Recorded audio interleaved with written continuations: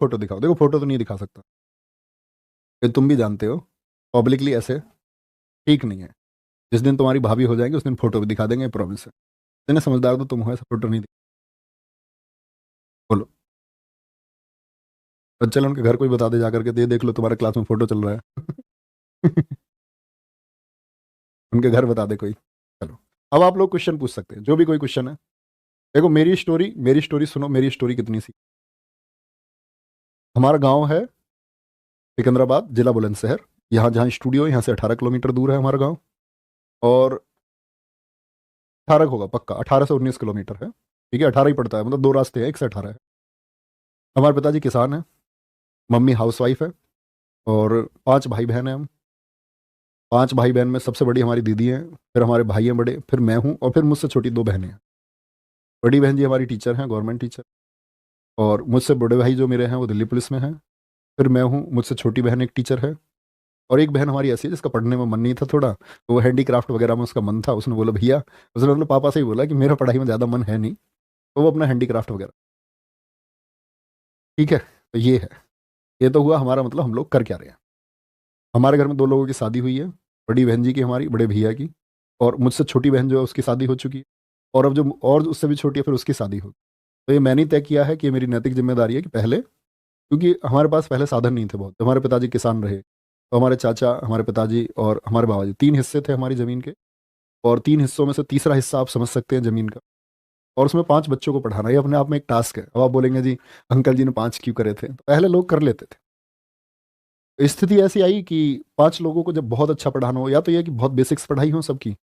जैसे हमारे भैया की तो लगभग बेसिक्स पढ़ाई हुई है, लेकिन हमारी बहन जी की बीएड वगैरह उन्होंने की सब कुछ। और मेरी इंजीनियरिंग हुई तो उसमें भी मैंने एजुकेशन लोन हमारा लिया गया। एजुकेशन लोन भी बाद में मतलब पटाया गया, वो किसान क्रेडिट कार्ड निकलवा करके। कहने का मतलब है कि बहुत सारे लोन्स थे। और फिर दीदी की शादी हुई तो एकदम से पैसे इतने सारे कहीं से हमारे पास आई भी नहीं कि कोई ऐसा सोर्स हो कि इनकम का कोई सोर्स हो, क्योंकि सब कुछ खत्म ही था। फिर एक कर्जा वो भी था। और फिर भैया की जॉब लगी हमारे भाई दिल्ली पुलिस में 2012 में। उनके भी सारे पैसे, मतलब उन्होंने कभी, कोई इतने साधारण व्यक्ति आप देखते होंगे, अंकित भैया के साथ में अक्सर दिखते हैं वीडियो में, चेतन शर्मा नाम है। तो कहने का मतलब ये है कि बहुत सारे सोर्सेज नहीं थे, उनके भी पैसे घर में ही खर्च हुए सारे। वो इतने साधारण हैं कि उन्होंने मतलब कभी कोई पैसा, शायद मुझे नहीं लगता अपने पर्सनल, किसी लोग बोलते हैं ना अपने पर्सनल खर्चे पे कोई खर्च कर लेता है, तो उनका शायद कोई ऐसा खर्चा है ही नहीं। तो उन सब कुछ कर दिया। और हम सब की एजुकेशन के पीछे हमारी जिम्मेदार थी बड़ी बहन जी। और इसको मैं इसलिए कहता हूँ कि शिक्षा बहुत ज़रूरी है। अगर वो शायद नहीं पढ़ पाती, वो शायद बहुत अपने लिए मेहनत नहीं करती, तो हमको नहीं पढ़ा पाती। तो वो गांव में 80 से 100 बच्चे, मतलब दिन छिपे, हमारे घर मतलब लाइट भी नहीं थी। और वो दिन छिपे तक ऐसे हम, मतलब कॉपी चेक करवाने में हम भी रहते थे, जोड़ घटाने करवाने में छोटे बच्चों को, तो मतलब बहुत जोड़ दो देख के कॉपी देखनी पड़ती थी। और तब वो पैसे आते थे। और शायद जितना मुझे याद है अपनी याद में, कि हमने जो नए कपड़े पहनने शुरू किए, जैसे एक बेसिक मेमोरी होती है ना, कि जैसे मुझे बचपन तक की अपनी सारी चीज़ें याद है वैसे। लेकिन एक बार ये होता कि कभी बुआ कपड़े ले आई, कभी कोई ले आया। पहली बार खरीद के अपनी चॉइस से हमारी बहन जी ने हमें कपड़े दिलाए। कोई कुछ खरीदना है तो वो इतना हमारे लिए करती थी, अपने लिए उन्होंने कुछ नहीं किया। और आज भी मतलब उनकी शादी हमारे घर से कुल 7 किलोमीटर दूर ही हुई है। और भाई साहब हमारे, मतलब हमारे यहाँ भाई साहब बोलते हैं जीजा जी को, बड़े अच्छे आदमी हैं, बहुत सज्जन है, हमारे बड़े भाई की तरह हैं। और बहुत ज़बरदस्त आदमी, इम्प्रेसिव। दूसरी बहन के हमारी हस्बैंड है, वो भी बहुत अच्छे हैं। वो इंडियन आर्मी में है आपका, पोस्टेड चल रहे हैं वो वहाँ कश्मीर। तो ये तो घरेलू एक स्ट्रक्चर हुआ। तो इसमें हम पले बढ़े। पले बढ़े तो दबाव होता है एक, कि भाई तुम्हारे ऊपर घर की जिम्मेदारी है, कर्ज जैसे हालात है। और 2 भाइयों में से एक भाई जब सफल हो जाए तो उम्मीद की जाती है कि दूसरा भी हो जाए, जिसकी एजुकेशन एक अच्छी हो, जिसने इंजीनियरिंग कम से कम कर रखी हो, तो वो सफल हो। तो हमारा क्या हुआ कि जब जैसी 12th की, 12th के बाद एक शौक था। बहुत घर बोला मैंने कि मैं इसमें कॉमन ग्रेजुएशन करूंगा। कुछ पैसे का कारण भी था कि भी पैसे हमारे पास इतने हैं नहीं कि हम इंजीनियरिंग करें एजुकेशन लोन पर। डर लगता था इन चीज़ों से। और अपनी अगर बात करूं, बहुत ज़्यादा समझ भी नहीं थी। लेकिन मैं अपनी उम्र में, जो मैंने देखा, मैं अपनी उम्र से ज़्यादा समझदार ही हमेशा रहा। कभी कोई ऐसा फॉल्ट नहीं था, कभी हमने कभी कोई गलती नहीं की। एक गलती जिसको मैं आपके सामने पहले ही पेश कर चुका हूँ, वो गलती भी नहीं थी। वो तो बस एक छोटे बचपन 8वीं क्लास में ऐसे ही हमने कोई चिट्ठी दे दी।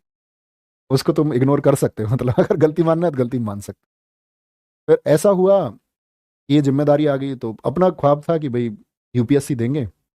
और बड़ा मुझे रिसर्च का बड़ा शौक था। मैं छठी क्लास से 12वीं तक स्कूलिंग मेरी 12वीं क्लास तक मैं अग्रसेन इंटर कॉलेज में पढ़ा हूँ। और अग्रसेन इंटर कॉलेज मतलब हम साइकिल से आते थे। छठी क्लास तक मुझे साइकिल चलानी आई नहीं, 7वीं से मैंने सीखी, तो भैया मुझे लेके गए, एक ही स्कूल में हम थे। फिर 6 साल में स्कूल साइकिल से।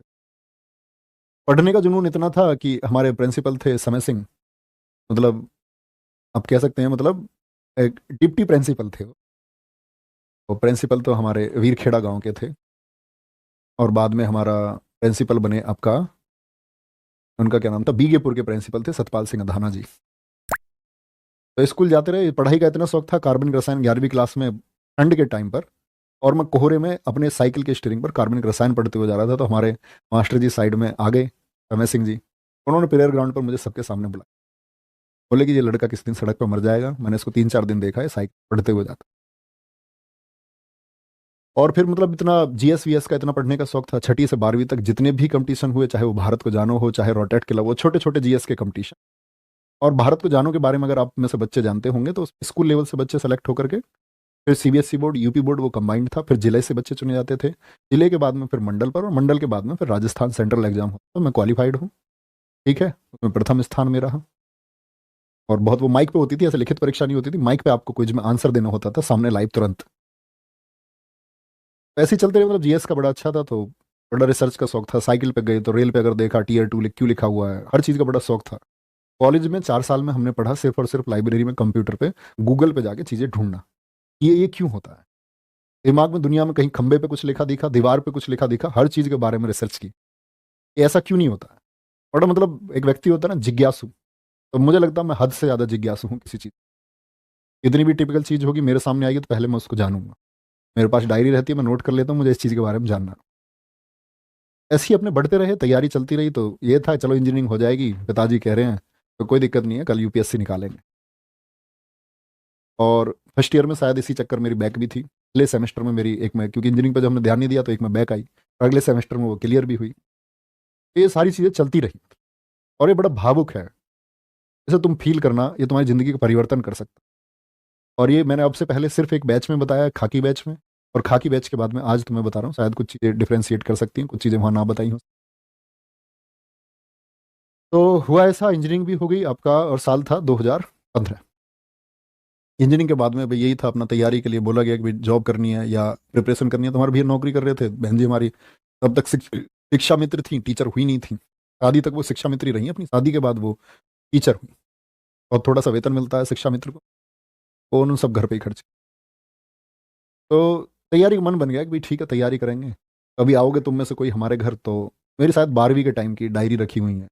तो मैं अपना नाम पता कैसे लिखता था, मैं अपना नाम ऐसे लिखता था डायरी पे, ऐसे थोड़ी सी हनक नहीं आती है, कलेक्टर लिखते हैं, मैं अपना नाम लिखता था आईपीएस नवीन शर्मा, हर जगह। तो ख्वाब था एक पाला हुआ, इतनी अखबारों की कटिंग मैंने की। अगर आप देखोगे उस समय के चुनावी मुद्दों से लेकर के, ऐसा नहीं था मुझे जीएस पढ़नी थी, मुझे पॉलिटिक्स में बड़ी रुचि थी। मैंने चुनावी मुद्दों से लेकर के हर चीज़ की फाइलों की कटिंग, मेरे पास हर चीज़ की कटिंग होती थी। चुनाव में कौन कहाँ हुआ, ददुआ भैया क्या कर रहे हैं चित्रकूट वाले, कौन सा गैंगस्टर कहाँ क्या कर रहा है, कौन कौन से गैंग है।